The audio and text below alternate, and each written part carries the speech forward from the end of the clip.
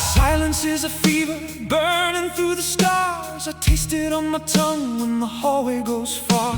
Your glass left a ring on the table by the sink. I stare at that circle and I cannot think. The room holds its breath like a fist in the dark, and every small sound leaves a permanent mark. I wore your last text like a stone in my coat. Now the thread at my wrist keeps slipping a note. Silence is a fever, it burns in me. Silence is a fever, set me free. Silence is a fever, won't let me sleep. Silence is a fever, cut too deep.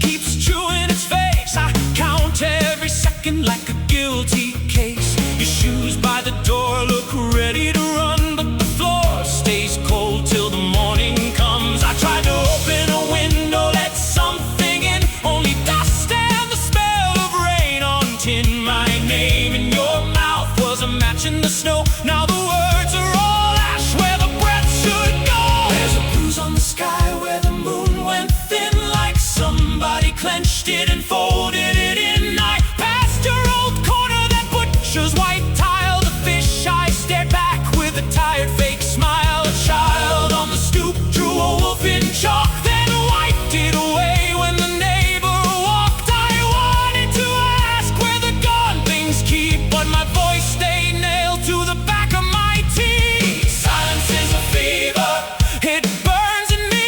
Silence is a fever, set me free. Silence is a fever, won't let me sleep. Silence is a fever, cut too deep.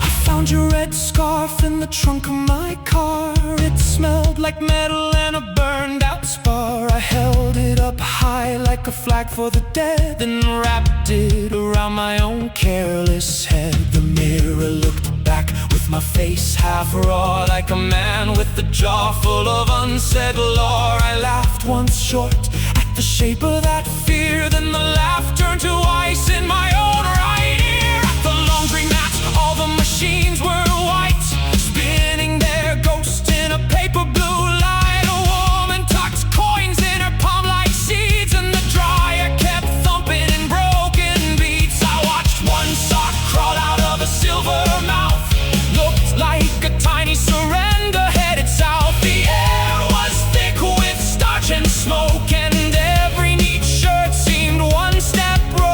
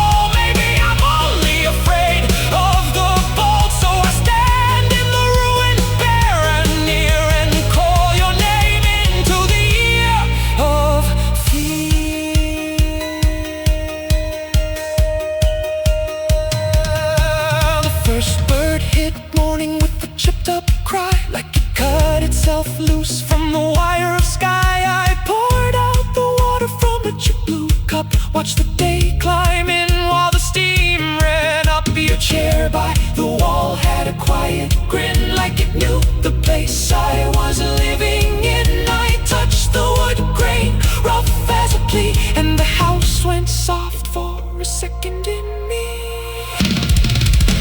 Silence is a fever, it